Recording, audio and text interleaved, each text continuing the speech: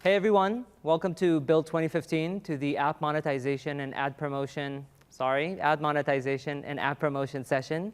We're very excited to be here at Build. This is the third day of the conference. I hope you had a great time. We're here to talk about all the great things we're bringing with Windows 10 for you to make more money with ads and to acquire more users with app promotion. My name is Nir Froimovich, and I am a program manager in the Stored Dev Center team.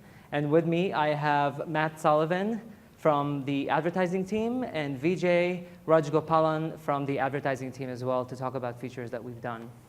So let's go ahead and start with talking about why advertising matters. When you take a look at the amount of money that we pay you developers in the Windows ecosystem, and this is a metric that you've seen in the analytics session that we've had and the Dev Center session that we had yesterday, a third of that money comes from advertising. So that's a hefty chunk.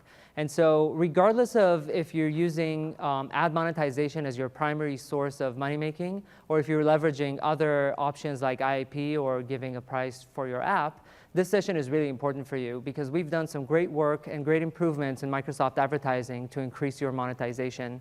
Let's take a look at how Microsoft advertising has been faring. And I'm going to use data from the past 6 months to show you year-over-year revenue for Microsoft advertising.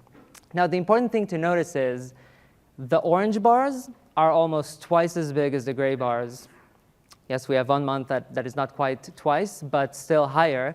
And this is indicative of the momentum because you asked us to make more money with Microsoft advertising. And in fact, you are. We are very excited about this momentum. It is indicative of the high fill rates and the high CPMs that we can provide here at Microsoft. And we're hoping to continue this momentum in 2015 and beyond. So let's do a quick overview of the agenda for this session. First, we're going to talk about app promotion. Successful developers acquire users with app promotion, either cross promotions, which we refer to as house ads. Those are ads that show up within your own apps, or paid promotions. Those are ads for your app that show up in other apps in the ecosystem. And so Vijay is going to talk about the great work that his team has done in the app promotion space.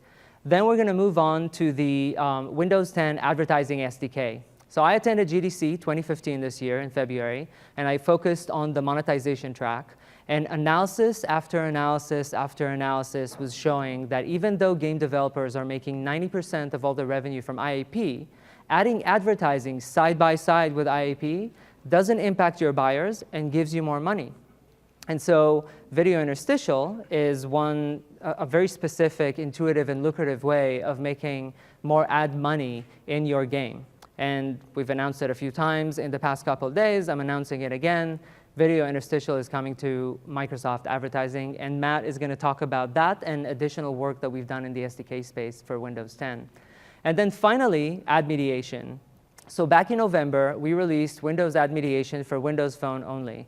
Some of you may have used it in what we call the legacy portal in Windows Phone. So that's another thing that we notice successful developers do. The fact is that no matter how good an ad provider is, they cannot guarantee 100% fill rate. And so if you want to maximize your fill rate and have the ability to favor your high CPM providers, ad mediation is the solution for you. And we've done some great work with Windows ad mediation to make ad mediation available for all of you. So with that, let's go ahead and start with Promote Your App. So here at Build, last year, we announced the Promote Your App feature in the Pub Center portal. And in the past year, we've got some feedback from you that we addressed, and we're happy to make some announcements regarding that today. So first of all, you wanted to have better targeting for your ad campaigns. So we're very excited to announce that auto-targeting and additional targeting capabilities are coming to this feature. And Vijay is going to talk about that a little bit later. Next, commonsensical, you want to be able to calculate your cost per install, your CPI. You can only do that if we provide install tracking reporting. We haven't until now, and we're very excited to say that install tracking is coming to app promotion. And then finally, do you really have to go to Pub Center to create an app promotion campaign for an app that you've submitted in Dev Center? Not anymore. We're doing a lot of work to unify our experiences such that Dev Center is your one-stop shop, and now app promotion lives there, even today with Preview. And it's the best cue, with my pleasure, to invite Vijay to talk about the great work that they've done on app promotion. Vijay? Great. Fantastic. Thank you, Nir. It's great to be back at Build. Hope you're all having a fantastic time.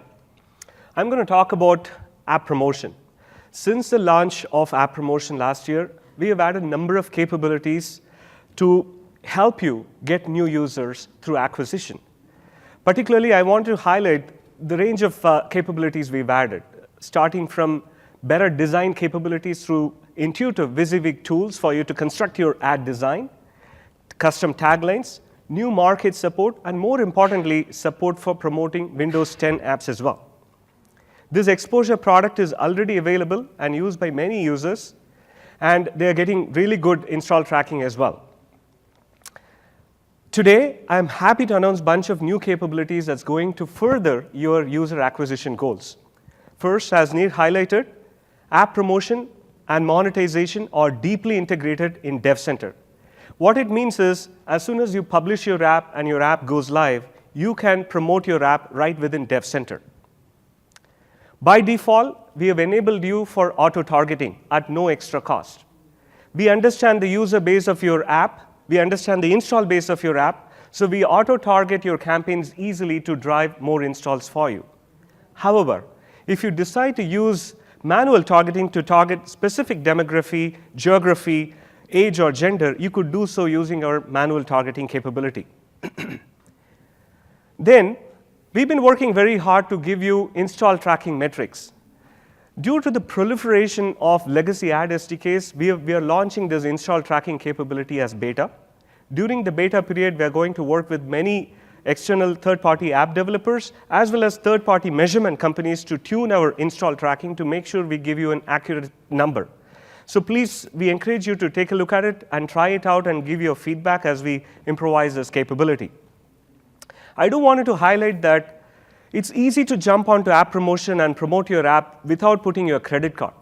If you have more than one app in your store, you can cross-promote your app easily in your other app slots using the cross-promotion or the house ads capability. So I encourage you to try it out without using your credit card today to promote your other apps in the Ads in App network. We are working super hard, working closely with the Windows team to enable many capabilities during the Windows 10 journey. Specifically, we are going to advance the targeting capabilities during the summertime, including support for behavioral targeting, as well as app category-based targeting as well. Currently, this exposure product is only available in English-speaking markets.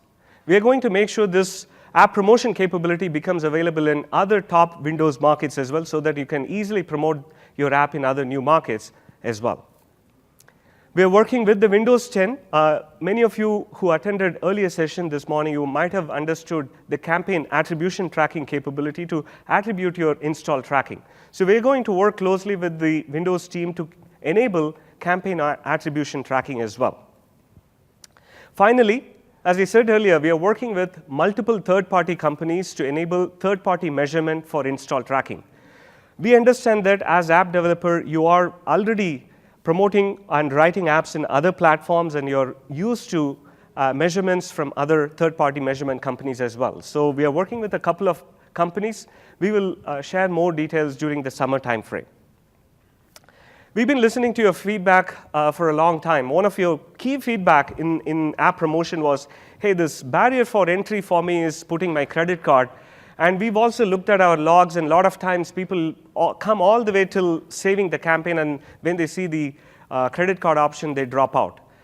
So I'm super happy to announce that we are going to support publisher earnings. What it means is, if you're already having an ad-enabled application and you're making money, you can set aside some portions of your earnings towards your marketing budget. This is a cool feature that we are excited to land later part of this year.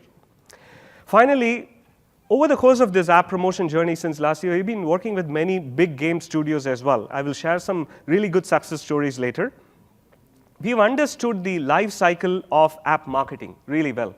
And one of the scenario that many app development companies are doing is they have pretty good marketing budget when they want to launch a new app.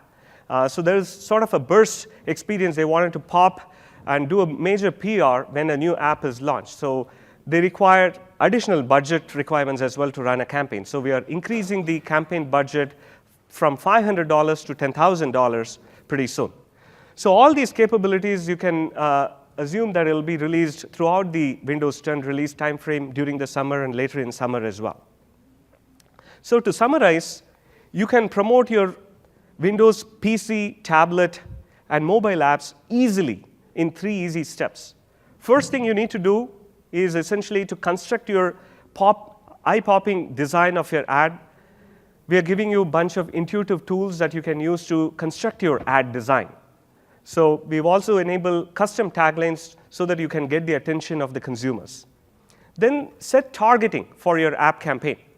Whether you leverage the auto-targeting capability that you are automatically opted into, or using the manual targeting, set the right targeting so you can reach the audience that you care about and acquire the new users. Finally, you can measure your campaign effectiveness through the new analytics that we have enabled, and you can understand the various metrics, such as the click-through rate of your ad, how many impressions you've served, and finally, the installs as well. Based on that, you can tweak your campaign, adjust it, and rerun it as well. Let me show you how easy it is.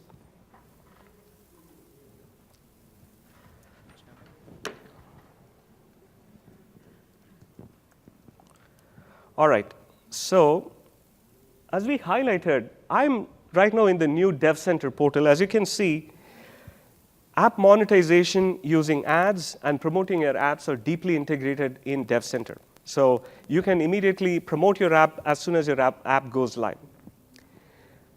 As you can see here, as part of the ad campaign, I have a bunch of campaigns already running. These are the paid campaigns. I have paused a few campaigns. The campaigns that are paused or inactive will show up under the inactive section. And you can also cross-promote any of your apps within other apps as well. And all of them will show up under the house campaign section. We have a pretty good filtering capability if you are looking for, if you want to search, you can search this. Let me refresh this. My machine might have timed out. Let me quickly go ahead and search this. All right. While it's loading, let me go ahead and search this. So you have a search capability. So as you run many campaigns, you can easily search all the campaigns right within this portal. Let's go ahead and create a new campaign. Again, this app that I'm writing is essentially a movie gossip app, and it's a brand new app. I don't have any users, so I need to make an eye-popping advertisement and promote this ad in the Ads and App Network. So let's give a friendly campaign name. This is a launch. Let's call it Summer Launch Campaign.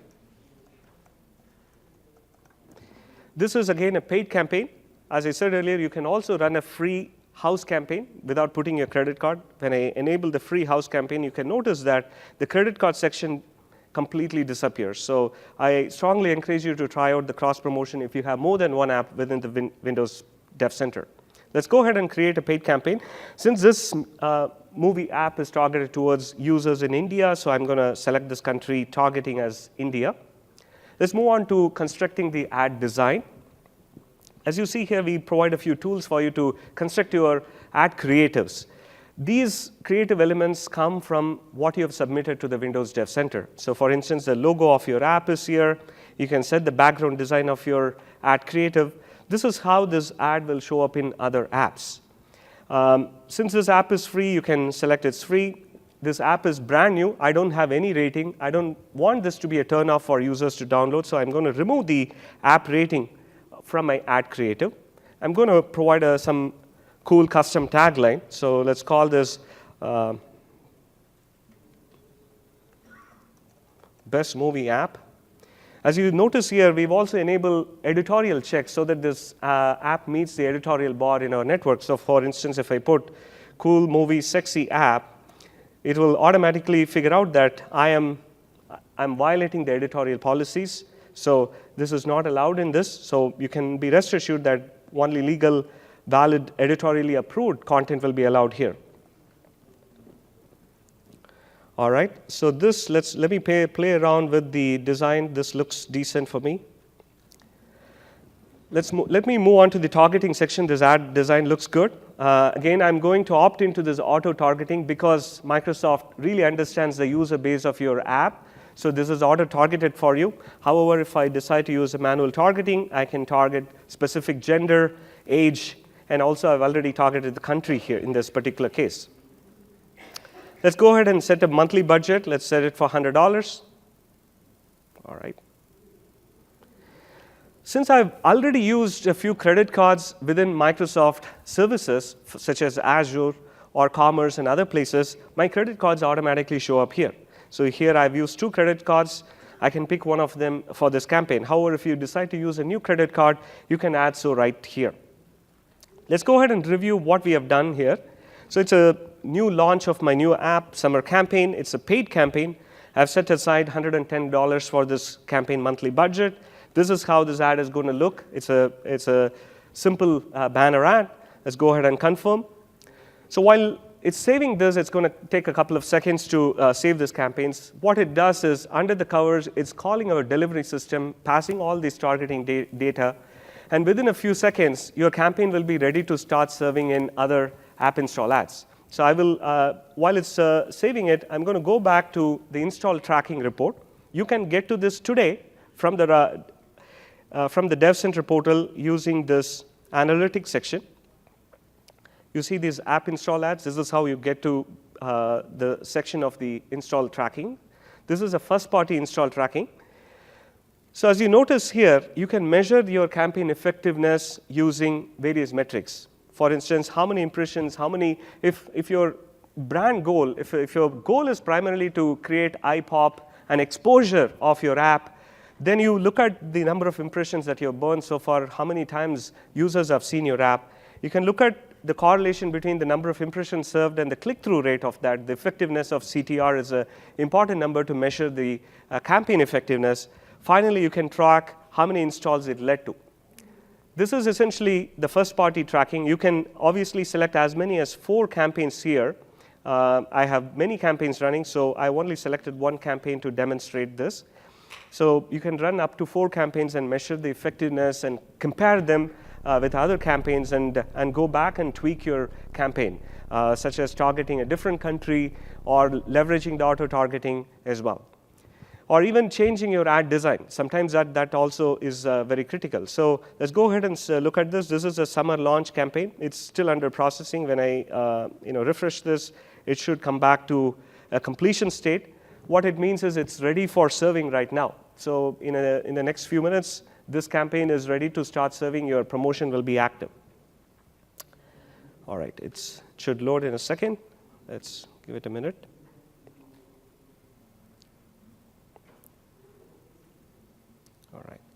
All right, so this campaign is already active. I can pause this campaign whenever you decide if it's not working out based on the campaign install tracking effectiveness. You can go ahead and pause this campaign. It'll go back to the inactive section. So I hope it gives you a tour of how to promote your app right within Dev Center in 3 easy steps.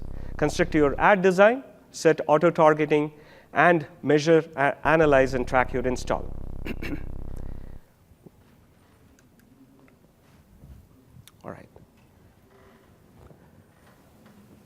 All right, so we've been working with quite a bit of partners during our early adoption, during the preview phase. I do wanted to highlight a really good, impressive campaign that was run by one of our partners. Is Random Salas Game here? I wanted to give them a big round of applause. They've been a great critique for us during this journey. They ran a app campaign recently to launch one of the new app that resulted in fantastic results for them. So again, we are in this journey. We look forward to your feedback. We will be enabling many features during the summertime in the Windows 10 timeframe. So with that, I'm going to turn it over to Nir. He's going to talk about Ad SDK. Thanks, Vijay. Great work on app promotion. You should be able to try right now. Yes, a round of applause for app promotion. Thank you, guys.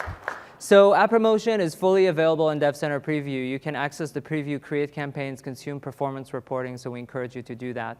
So with that, let's move and talk about Windows 10 Advertising SDK. So again, touching on things that you've told us in the past 12 months that you want. Well, the first thing, and we kind of like have it in quote form, my game needs to run fast. Well, any native app really needs to run fast, and managed ad SDKs are not necessarily the best solution for ad monetization. I'm very excited to announce that our Windows 10 Advertising SDK will support native apps, and Matt's going to talk about that shortly. Next, every time we released, and for those of you who've been using the Microsoft Advertising SDK in the past, every time we released a new version, if you wanted to enjoy the goodness that comes with that version, you needed to integrate it into your app, which resulted in an app update. App updates are costly for you, they're painful for users, and so again, very excited to announce that the Windows 10 Ad SDK will be shipped as an OS framework, which means that we can ship goodness without you needing to make any code changes, and you just get it for free when the store updates. So that's another good thing. And then finally, you asked for more ad experiences. And we've announced it several times, and I'm going to do it yet again. Video interstitials, which is a big deal, is coming to Microsoft Advertising. And I'm very excited to invite Matt to the stage to talk about the Windows 10 Ad SDK and also why video interstitials is something that you want to start working with right now. Matt. Thanks a lot, Nir. I'm happy to announce for the 4th time that we have video interstitial ads. And there's really 3 reasons why you would want to use video interstitial ads. Number 1, the money, right? Number 2, it's a better fit for a lot of games. And number 3, it's super easy to do. So I want to touch on each of those 3 points. In terms of money, it is actually a product that yields, according to eMarketer, 10x what the banner ads do. Now, before you start getting all greedy, so to speak, you have to bear in mind that banner ads, you're rotating every 60 seconds, and you're not going to do that probably with video ads, but you still will have a higher overall revenue. You can count on that. The second thing to touch on is that it is a better fit, especially for games, right? You guys have all seen this before. We have a game. We're kind of share both the ad and the gameplay on the same screen. User accidentally clicks the ad. It's a constant problem. So for user experience reasons, as well as performance, if you're a DirectX game and you're trying to show HTML on the same screen at the same time as DirectX, it's a much better thing to be able to sort of swap out the screens. So for both user experience and for performance reasons, it's a good fit. And lastly, it's easy to integrate. And how easy to integrate, I hear you cry. So easy, a program manager can do it. So let me, with that, show you my game. So I'm going to go switch gears here and head right into Visual Studio.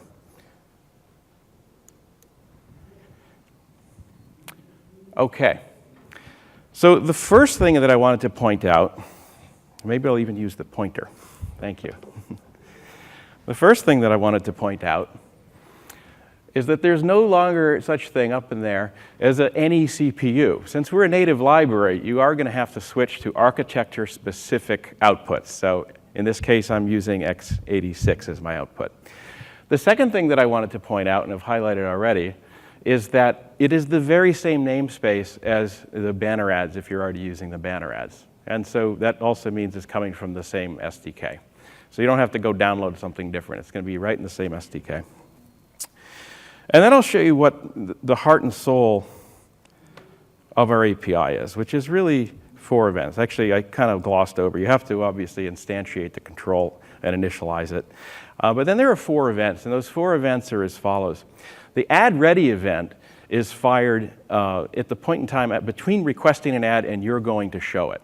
So unlike banner ads, where we kind of have a synchronous go fetch it and show it all in one transaction through the refresh call, with video interstitials, you want to pre-fetch those ads, and you're doing that because you don't want to leave the user hanging while we're going and fetching a video, which is a substantially larger asset than our banner ads. So the next 2 things that you see, I have something on top, sorry. Canceled and completed. Those 2 can fire off during the playback of the ad. So if the user decides to bail out of the ad early, you'll get a canceled event. If the user goes and watches the ad all the way through the end, which is what we want, you'll get the completed event. And why do we want the user to watch the whole thing? Well, we're going to get a lot better revenue if we have high completion rates, so we encourage that. And lastly, there's the error occurred event. The error occurred event is exactly the same as in banner ads. And just so you know, very rarely would you ever see those come during ad playback. They're most frequently going to happen during the ad fetch.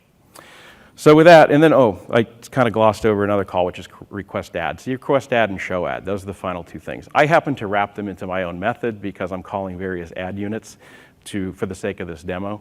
But you would otherwise just call ivad.requestAd. Very simple. So with that, let me go ahead and run my program manager game. It is the best game ever. I hope you enjoy it. Okay, it's a throwback. And so let me say this is maybe the first and only time you're going to see a Microsoft guy up on a stage happy to see a blue screen. So thank you very much. And the second thing that I wanted to point out, and the reason I picked an old school primitive game like this is, well, two reasons. One, it was easy to program, honestly. But secondly, it also is to show that it really doesn't matter what that game genre is. We could put video ads into anything. And so without further ado, I'm going to go ahead and accept the value proposition that's been offered to me here, that to start level 2, I'm going to watch a video. Okay, that's cool. I got it for free. I'm all right with this. And up comes an ad. You guys hear okay? Well, I'm getting out of there for two reasons. One, it makes my game look that much more primitive. Two, I've seen it 1,000 times. But anyway, it's a gorgeous ad. So you see what happens now is that I've said, you got to watch the whole thing. So obviously I wired up that canceled event that I showed you before to basically encourage the user, you got to go watch the whole thing. So, all right, a game, again, I got it for free, so I'm happy. I'll watch the whole thing. Spoiler alert, this is actually a home video, and I enlisted the help of my family to show this ad.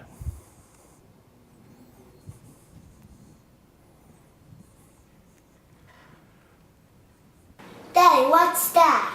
Why, son, that's the advertisement disclosure. That tells an app that it's an advertisement, not regular content.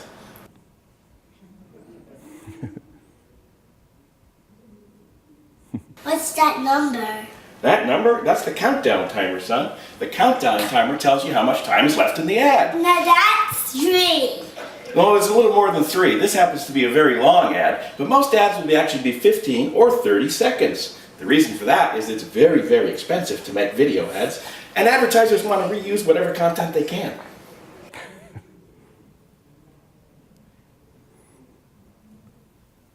Daddy, why is there no back button? Oh, well, the reason there isn't a back button is because I haven't clicked on the screen yet. Hey, Self, why don't you go ahead and click on the screen and show them where the back button would be. Daddy, click the learn more button. The learn more button? Okay. Wait, I can't click it. I'm the guy on the TV. You, Matt, you click the learn more button. You're right. Thank you. So the Learn More button will only appear in ads that actually have click to web. And in this case, you'll also notice that we now created a split screen. In Windows Phone, will actually be a full screen in the browser, but you're always just one back button away. Okay. I don't know. I don't know. Can I have a cookie now? Can I have a cookie now? Cheap labor. I did give him a cookie for the record, okay?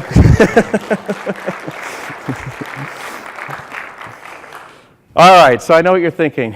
Gee, Matt, that's nice. You can put a fake ad in a fake game. How about a real ad in a real game?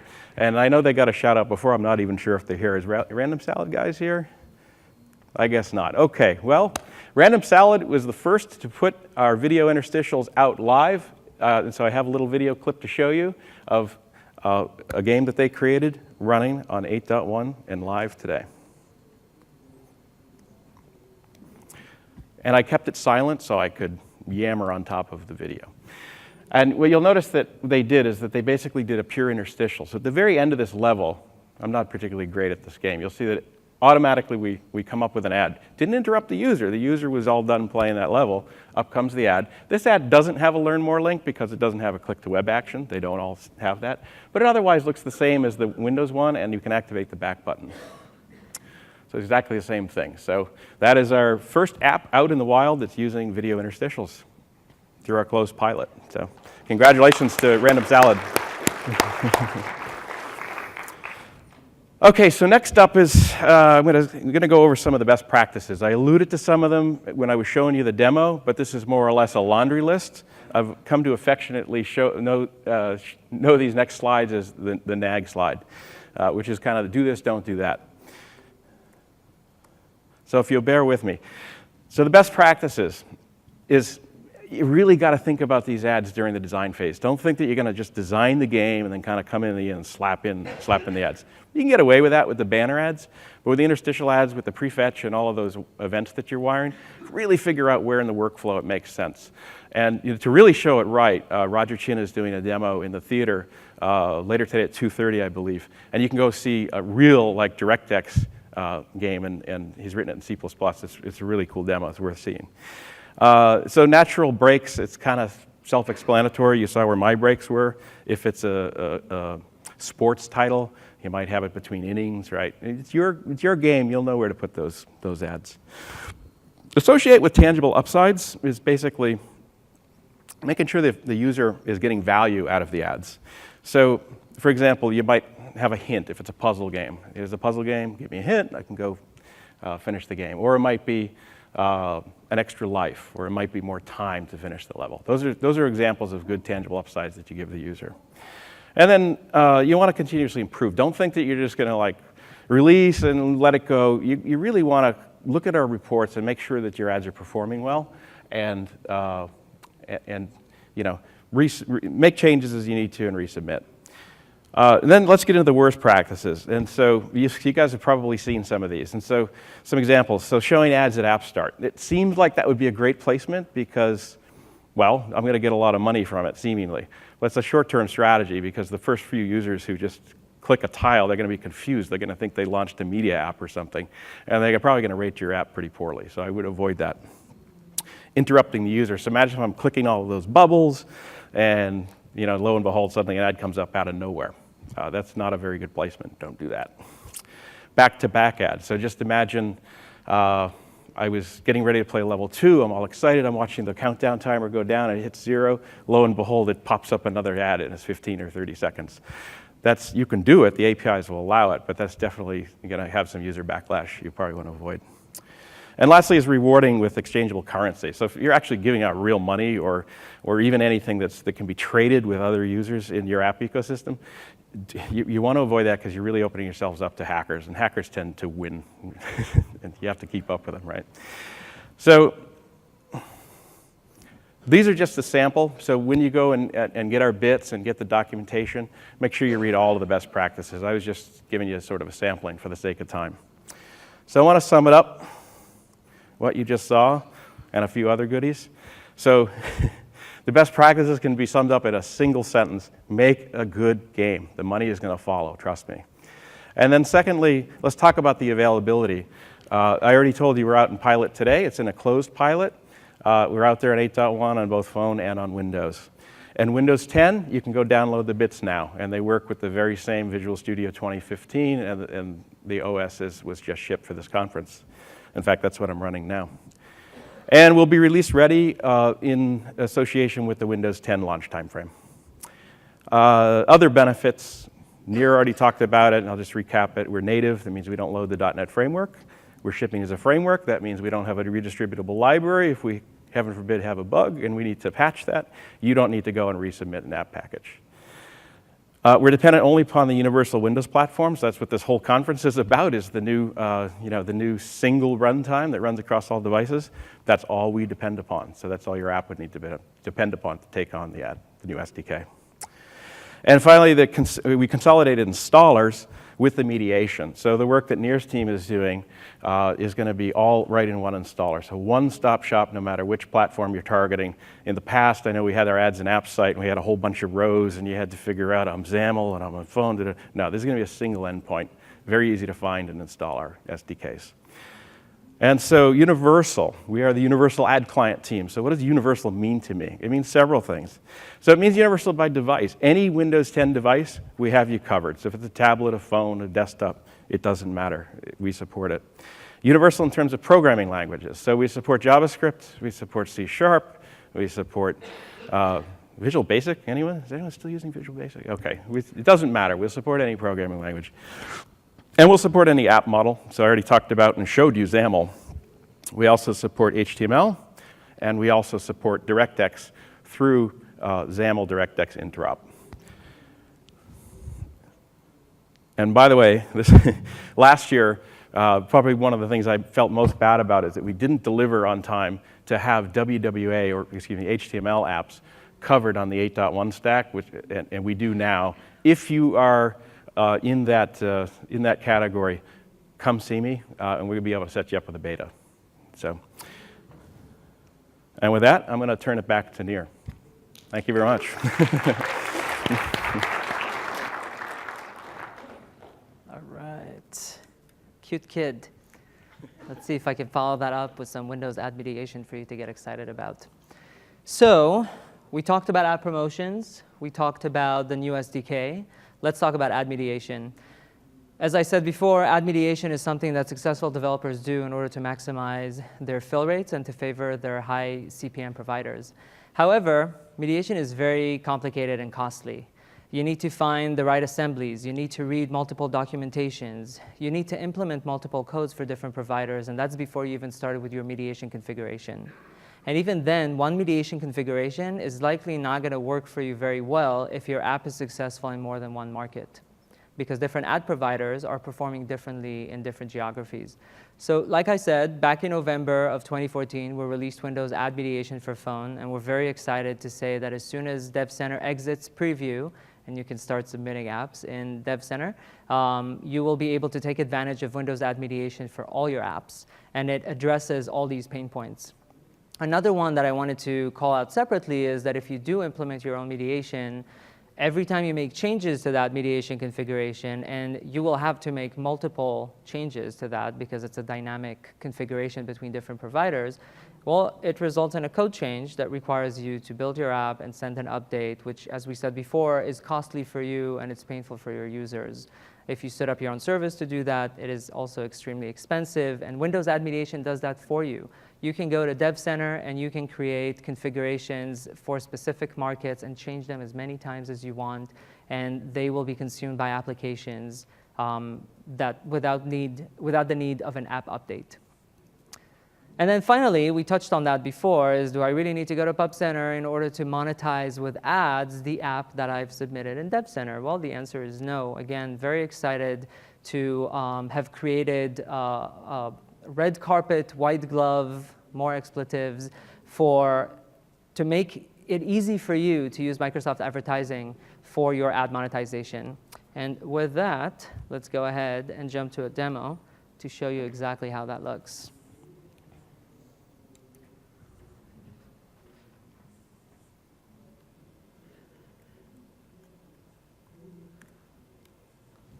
All right, so I went ahead and created this Windows application in Visual Studio 2015. And the first thing that I'm going to do is you'll note that here at the toolbox, I have an ad mediator control. That would be the new ad control. So I'm going to go ahead and I'm going to drag ad controls to the designer, to the location where I want to show ads. So I'm going to put one at the top left and one at the bottom right.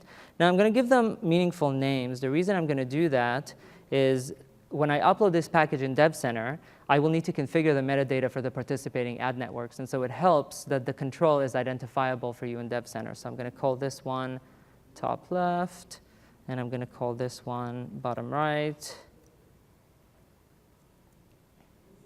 Now, I talked about red carpets and white gloves. What did I mean? For those of you who have monetized with Pub Center in the past, you know that you needed to create an account with Pub Center, provide a payout PI, create a tax profile, generate app IDs and ad unit IDs, copy-paste them into your code that you've implemented specifically for Microsoft advertising before you could build and upload in Dev Center. By dragging the control from the toolbox to the designer, we've implemented everything for you. If you want to monetize with Microsoft advertising, you're done. Once you've dragged those controls, you can build your app and you can submit into Dev Center. However, before we do that, we also mentioned that successful developers use ad mediation in order to maximize fill rates and favor high CPM providers. And so I highly recommend that you take advantage of the ad mediation feature that is built into this ad control. Now, in order to do that, from the project menu, you can go ahead and add a new connected service. And you will note that Ad Mediator is one of those connected services available for you. So the first thing you'll see is that Microsoft Advertising, by default, is already part of our project, and we knew that. Let's go ahead and select additional ad networks. I'm going to choose AdDuplex and Smato in this case. Now, as I click OK, VS goes to NuGet to grab the right assemblies for this project type from AdDuplex and Smato. We've worked with those companies to go ahead and get their assemblies to NuGet, and for us to make the decision on which assemblies to grab. So you no longer need to find those. You no longer need to deal with adding the references. Once I hit OK, I can see the 3 participating ad networks. Now, before we exit connected services, I do want to call out the configure option that is available for each one of the providers. So let's highlight AdDuplex and hit configure. This is an optional step where you can enter the metadata that you've retrieved from the AdDuplex portal. The reason you would use it here is if you want to sideload your app, or if you want to TS to a local machine in the case of a Windows app, and you want to test that that metadata that you retrieved shows live ads, you would use it here. This is an optional step, and so I'm not going to do that. And we're just going to go ahead and add. And of course, the background goes away, which is easily fixable by loading main page again. And we're ready to go. All we need to do now is build our app and upload it into Dev Center. Now, before we move to Dev Center and see the experience there, I do want to call out that we've implemented a bunch of events on these ad controls that you can register to encode and either print to console or to your own logs for testing purposes. We have extensive documentation on all the event registration and practices that we recommend you do in Visual Studio. So let's go ahead and move to Dev Center. Now, I already created an app in the preview Dev Center called Build 2015 for the win. And I've created a submission. And for demo purposes, I already went ahead and uploaded an identical package to the one that we just created in Visual Studio. Now, the first thing that you'll note is that there's a configure ad mediation link in the details section for that package. So let's go ahead and click that. It's going to take us to the Monetize with Ads page for that app, which is also available from the left nav menu under the monetization parent in the context of that app. So let's take a look at this screen. Well, the first thing that we're going to do is we're going to choose the package that we're configuring. Since there are multiple ad providers that work for multiple app types, we're going to configure on a package-by-package basis. So let's go ahead and continue configuring the package that we just uploaded. All right. Next is the target. Baseline here is to distinguish from a market-specific configuration. If you don't create a market-specific configuration, baseline is going to be used everywhere. And I'm going to show you a little bit later how to create a market-specific configuration and where it makes sense. Then you're going to enter your global refresh rate that's going to work across all the participating providers. And now we're at the mediation configuration UI. So let's go ahead and take a look at that. So the first thing that you will note is that Microsoft Advertising is by default getting 100% of the distribution. And also that we added a logical provider for Microsoft Advertising house ads that is by default set up to backup. Now, Vijay talked about app promotions and cross promotions with house campaigns. If you create house campaigns, you can then configure them and mediate them with other ad providers that are participating in your package. So we're going to get to that shortly. Next, you'll also notice that AdDuplex and Smato are both set to an active by default. Now, the reason for that is there's actually required metadata for both these providers that you need to enter in Dev Center before we can start showing ads with those providers. That's metadata that you've retrieved from their portals. So in this case, I went ahead and entered it. I will call out, though, when we talked about connected services in Visual Studio, if you remember that optional feature to configure your providers for testing purposes, if you took advantage of that, we are going to pre-populate it for you in Dev Center so that you don't have to do it again. However, Dev Center is the source of truth, and we would still require that you review this metadata and hit an explicit save. So let's go ahead and collapse these two, since we have the metadata, and let's configure them. So I'm going to choose AdDuplex to be a backup provider, and I'm going to go ahead and I'm going to give Smato 30% of the distribution. Now, you will note that Microsoft Advertising by default decreased to 70% because the sum of the distribution must always equal 100. Now let's explain what it means that Microsoft is at 70% and Smato is at 30. Every time the ad control is ready to request an ad, we roll the dice. We call that a mediation session. Now 70% of the time, in this case, we're going to request an ad from Microsoft Advertising. And 30% of the time, we're going to request an ad from Smato. If one doesn't have an ad, we're going to try the other.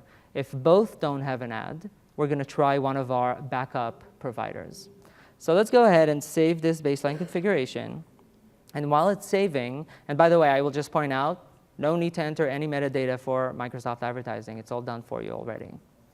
So while this finished saving, let's talk about a market-specific scenario.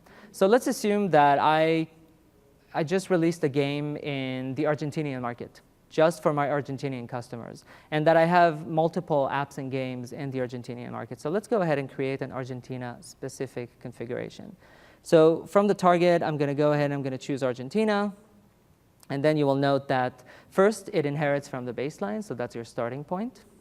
Now, I've created a house campaign for this new game in Argentina, and I would actually like to make an investment and use 10% of my supply to show this cross-promotional campaign. So I'm going to go ahead and I'm going to change house ads. I'm going to take it all the way to 10%. And I'm going to go ahead and lock it so that I can configure the other providers without impacting that number. Now let's assume that Smato is faring horribly in Argentina. And we never want to call it in Argentina, not even as a backup. We can go ahead and we can slide Smato all the way to inactive. The assemblies for Smato are still going to be part of the package that is in the catalog, but devices in Argentina are never going to call Smato, not even as a backup. Now let's assume the opposite. Let's assume that Smato is exceptionally well in Argentina. And in fact, we want it to be the dominant ad provider there. We can go ahead and move Smato. Let's move it all the way to 80%. Boom. Microsoft advertising reduced to 10%. We keep our 10% investment in our house campaign. This looks good. Let's go ahead and save this market-specific configuration. And so the last piece is, how do devices in Argentina actually going to start behaving according to this mediation? So we stood up a service that allows all the devices out there in the world to call home every 24 hours and consume a new configuration if available. So in this case, since we just created the Argentina configuration, all the devices running my app in Argentina are going to start consuming this configuration and acting by it. And so to finish off the Windows Ad Mediation section, let's go and take a look at reporting. So since I wanted to use an app that actually has a lot of traffic and a lot of users and has been using successfully the Ad Mediator, we chose an internal successful developers app called Solitaire HD. And let's take a look at the Ad Mediation reports that are available under the Analytics heading in the context of your app. And I'm going to go over those fairly quickly. They're well documented, and we can continue talking about them also after the session. So the first report is just your general ad mediation performance report. It shows your fill rate, the number of mediation sessions, and then the number of ads delivered. Now let's go back to the fill rate. You'll note that in this case, the average fill rate is 100%. I do want to call out that the charts here use as a min value the min value for the data available. And in fact, the min value here is 99.54. So this developer is achieving a near 100% fill rate, in fact, mathematically rounded to 100% fill rate, using Windows Ad Mediation. Now, this developer is using all these ad providers, 5 ad providers, and we provide you also with the fill rate for each one of those. And this is a straightforward fill rate calculation, which is basically ads delivered divided by requests. Finally, there's a unique users per mediation configuration. So if you recall, we created a specific configuration for Argentina, but let's take a simpler example. You have a configuration, you've looked at the CPMs across all your providers, and now you want to make a change to favor a provider that now is the high CPM provider. You go to the configuration, you make the changes. Well, you want to know at which point do you have a critical mass of devices and users who have consumed this configuration before you make decisions whether to keep that configuration or to make edits to it. And in this chart, you'll be able to see, in this example, we see that there's a very dominant configuration that applies to the majority of users. And then finally, we provide you 2 error breakdowns. The first one just gives you the error rate for each ad provider. And it's a straightforward, what percentage of all ad requests resulted in an error instead of a valid response. Now, I want to point out that a valid response would be either an ad or no ad, right? Not having demand is not an error case. But then let's say that, for example, here in Interactive, we see a 16% error rate. If you want to know what's causing those errors, we provide an additional error breakdown by type. And this is a new report that we have that doesn't exist in the Windows Phone portal right now. And so in the case of Interactive, we can see that there's 2 error types that are contributing to all their errors. And 83% of all the errors are related to this one. And so in our documentation, we provide explanation on each one of those error types and the right strategies to address them and reduce them. So with that, let's go back to the presentation. All right. So currently, side by side with Microsoft, we have 7 mediation partners that are already participating with Windows Ad Mediation, and more coming in the pipeline. If you're using it for Windows Phone, you'll be able to consume your reports in the Preview Dev Center. However, you will not be able to make configuration changes to configurations done in the Windows Phone portal. Bear with us for a few more weeks, and once the Preview Dev Center opens up, you'll be open for business with Windows Ad Mediation, and we're very excited to see how you like it. All right, so let's summarize what we talked about today. We started out with talking about app promotion, and we talked about how we added auto-targeting and additional manual targeting capabilities, and also we're going to start reporting on installs so you can calculate CPI. Then we moved on to talk about the Windows 10 Ad SDK, how it supports native apps, how it's going to be shipped as an OS framework so that you don't have to update your app whenever we update our SDK, and how interstitial ads for the 5th time is announced now for Microsoft Advertising. It is actually a big deal. You have an opportunity to make a lot more money in your apps and games. And then finally, we talked about ad mediation and how Windows Ad Mediation makes it very easy for you to plug and play third-party ad providers, getting a high fill rate and favoring your high CPM providers. And then finally, kind of like the one meta Uber point is, no more will you have to go to multiple portals. Dev Center is truly your one-stop shop for app development and ad monetization and app promotion. And so we're very excited about that, and hopefully so are you.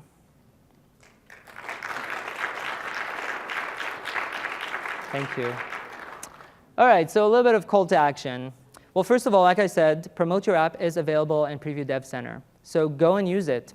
And until Preview Dev Center becomes the only Dev Center available, Pub Center is going to continue being alive. And so go ahead and start comparing. Create campaigns in Pub Center. See them show up in the Preview Dev Center. Compare the reports. Do it in the other direction. Create campaigns in the Preview Dev Center. See them appear in Pub Center. And one thing that I actually didn't mention, and I'm not going to switch back now to Dev Center, but at the bottom of every Dev Center page, we have a feedback charm. Please, please use that feedback charm and let us know what you like and what you don't like. We review that feedback on a daily basis, and we make decisions on design changes and UX changes based on what we hear from you. All right, the next call to action is download and integrate the preview for the Windows 10 Ad SDK. In the Learn More link here in the Microsoft Advertising build blog, you will find the instructions on how to do that. And so start playing with the interstitial ads. Start playing with a native implementation for your ad solution from Microsoft Advertising. Second, and this is something that, or third rather, something that Matt mentioned at 2:30 in about an hour and 10 minutes, you're going to have the last chance to see the theater demo at the demo theater. Roger. It's right next to Quick Start. There you go, right next to Quick Start. Is that on the second floor? Second floor. Second floor? I think it's right across from the restroom. You're not going to miss that. So DirectX with video ads, come see the last chance to see that demo. And then something that I already mentioned, give us feedback. Give us feedback in person, give us feedback in email, give us feedback in the feedback charm in Dev Center. And we're going to be in the Insider Lounge for kind of like the next hour to 90 minutes. So any of you here in the hall who want to have a conversation can definitely come over and ask, and we're happy to help. And I think that we have about 7 minutes left for Q&A right here. So actually, as you line up for Q&A, I do want to point out that we want to build a better conference for you. And the only way we can do that is if we hear from you on each session. Did you get enough details? Did you not get enough details? Did you like the presenters? What about Matt's kid? I think that deserves an evaluation. So please scan the QR code, enter it to win a prize, and let us have a better build for you next year. And with that, let's do Q&A, if there are any questions. A question about house ads. Is there going to be any custom designs or only predefined? Or is there also going to be any interstitial house video ads available? Great question. So The Hausa creatives that we support is very limited today. We are going to expand more creative solutions later. Whatever is available today, I showed you, is the only creative options available to construct your things. Interstitial, certainly now that we have enabled through the ad SDK, we will also support that to construct the your design as well. So it's not yet in plan, but certainly we will look into it. You're going to make some home videos? Thanks for the feedback.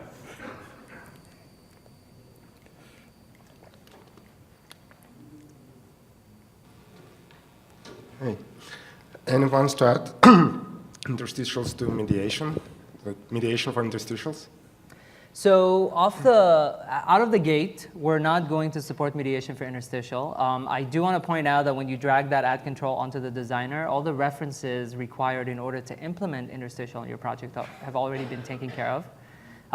We are thinking about mediation for interstitial. Right now, the only provider that works on the Windows ecosystem is Microsoft Advertising, and you guys apparently. Have interstitials too. So let's actually talk about that. We're definitely thinking of mediation for interstitial, but out of the gate, we're not going to have mediation for interstitial. Okay. One more question about install tracking. Will you do integrations with third parties, to send this information back to them? So like most of the install tracking companies, what they do, they provide special URLs for each partner network, and the information is posted back to the network. So, for example, if you advertise with us and use install tracking from some third party, they will send the information back to us that our campaign resulted in an install. Will there be something like this with? So so obviously currently we are not exposing that data. Okay. As I mentioned earlier, we are also moving into the campaign attribution tracking that Windows 10 provides. I would Right. So with the first-party campaign attribution that we're releasing with Windows 10, we're making it easy for you to seed the URL that will direct to the page view in the store, and then if there's a conversion, the attribution in that conversion is stored as part of the what we call the entitlement. Well, what that really means for you is that when the app runs, it will have programmatic access to that attribution. A lot of the way that these third-party implementations work is that they give you a piece of SDK that at app launch will go and grab the attribution somehow, and then send it to that third party so that they can match the click event with the conversion. And so we are absolutely enabling that with the first party attribution solution from Windows 10. And we are also collaborating closely with the advertising team for them to onboard that solution.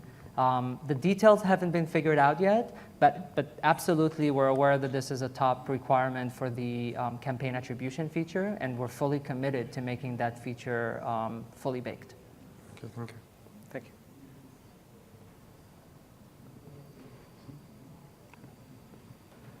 Thank you. Do you have an example of a game or app that could have made a lot more money if they would have used advertisement in a better way?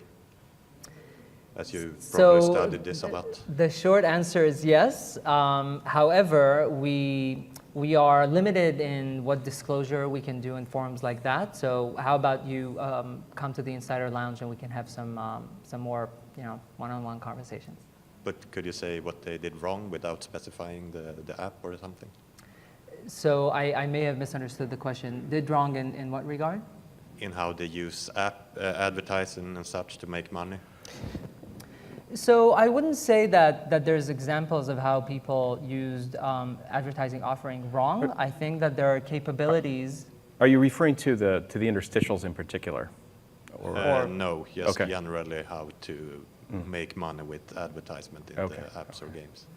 So, I would say that this really touches on the meta point that we were making in this session, right? Okay. If you're not using ad mediation, you are leaving money on the ground. If you're not using interstitial ads in addition to banner ads, you are leaving money on the ground.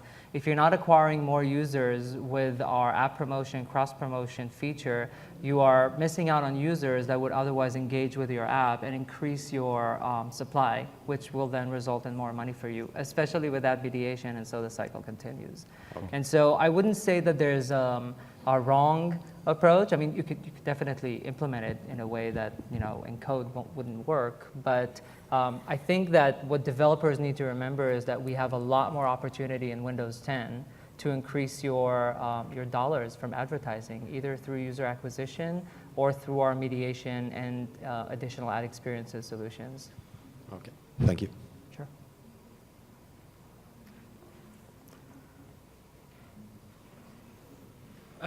So for the ad mediation, what can we expect for some of the providers that I think they mainly target mobile? Now with universal Windows apps, if we set up ad mediation, are they just not going to fill those, or how does that kind of work? So, what I can say about this, and we should continue more in person, is we are working aggressively with many partners to onboard them onto the Windows ecosystem support from an app provider perspective.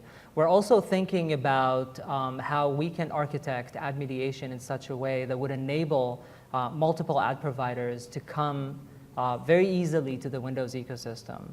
And so we, in fact, I can't provide any details right now, but we expect a significant surge in the number of mediation partners following that re-architecture. But that's kind of like it's more like a strategy, future kind of like facing thinking, but we're engaged in that thinking right now. All right. All right, we're just on time. Again, thank you very much, and maybe see you at the Insider Lounge. Thank you.